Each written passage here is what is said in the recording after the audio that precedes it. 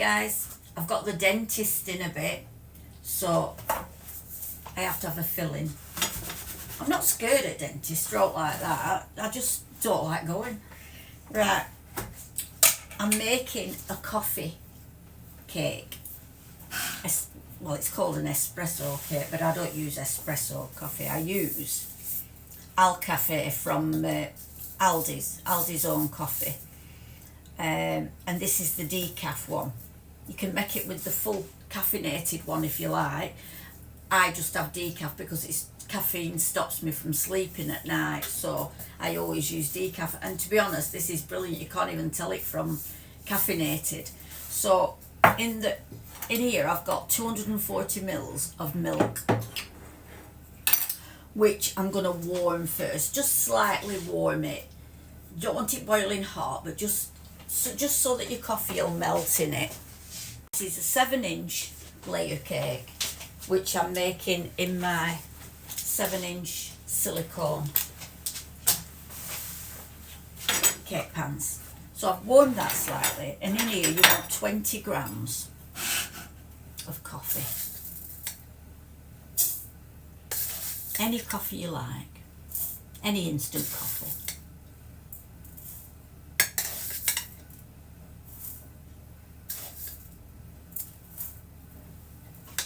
Just 20 grams.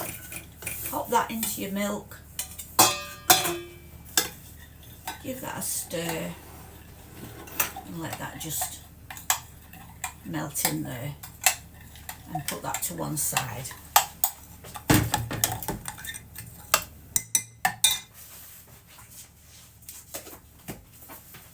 It's one of my favourite cakes, is a coffee cake.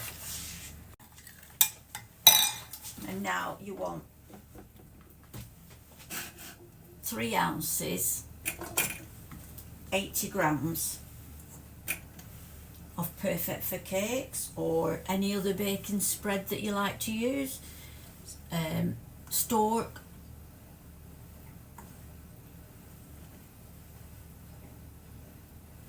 You can even use butter if you like. 3 ounces, 80 grams of baking spread. Perfect for Cakes, Stork, butter, whichever. In the bowl. And you want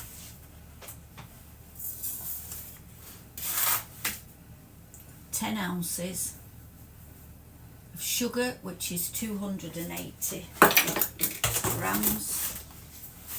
I'm using granulated sugar, as I'm giving granulated a try because the price of caster sugar is rocketed, so I'm using granulated, and so far nobody knows any different.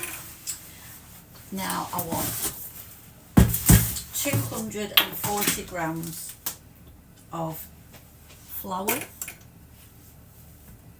of which I'm using plain, but like I always say, you can use self-raising if you like. And to that I'm going to add a tablespoon of baking powder.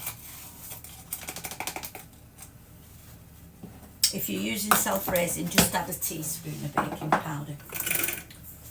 Put that in.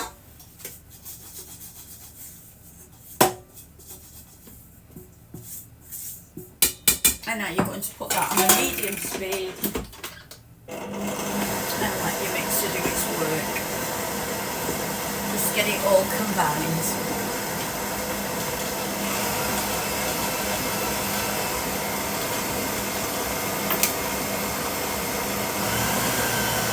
All mixed up to look like breadcrumbs when it's done.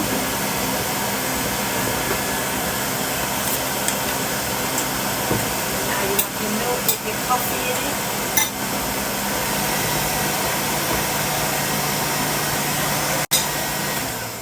2 large eggs.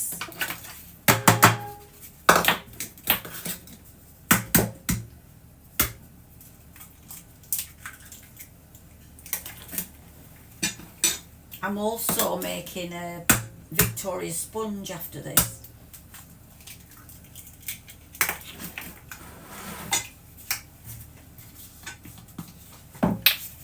For a lovely guy that works in Poundland. He's called Dell, and he doesn't half look after my mum and me when we go in. He really does.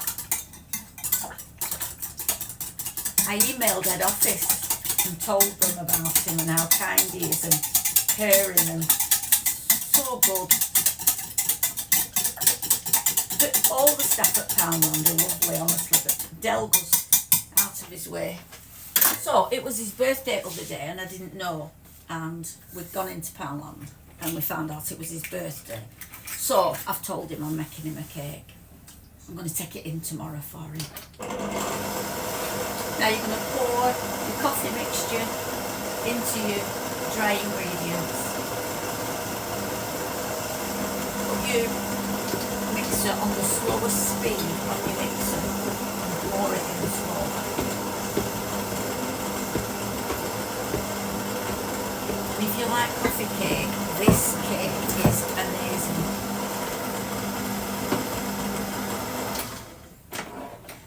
Honestly, it really is. If you like coffee cake, that is. I don't put walnut in it because I'm not keen on coffee and walnut, but you could add a handful of chopped walnuts if you want.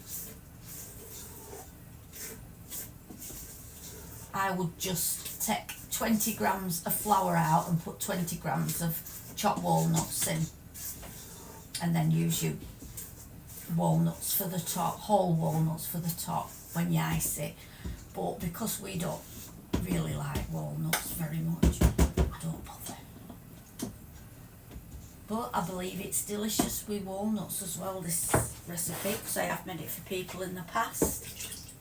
In fact, one lady used to order it off me all the time. About once a month she'd order one for her family. They loved it with walnuts in.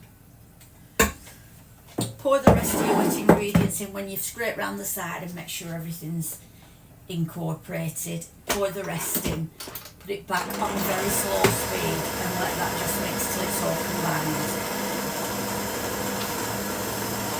Now I'm going to pour this into my two 7-inch cake tins, cake silicones, and they're going to go in the oven for 40 minutes before I check them.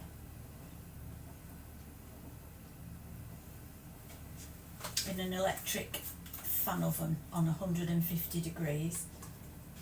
40 minutes, 40 to 45 minutes. And I test them after 40 minutes. Put a cocktail stick in. If it comes out still wet, they need a few more minutes.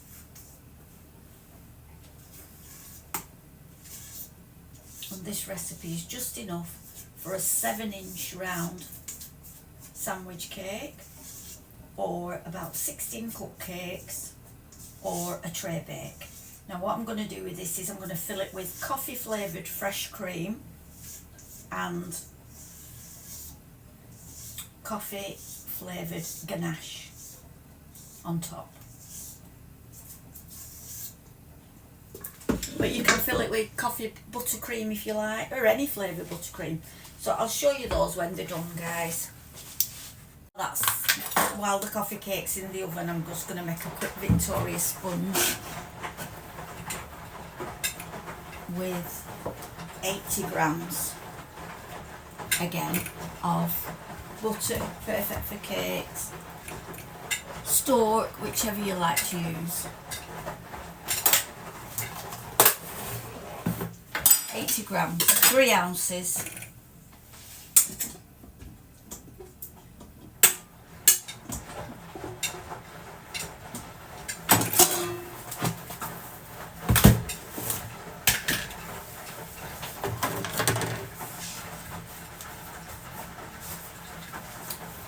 $280 grams of sugar,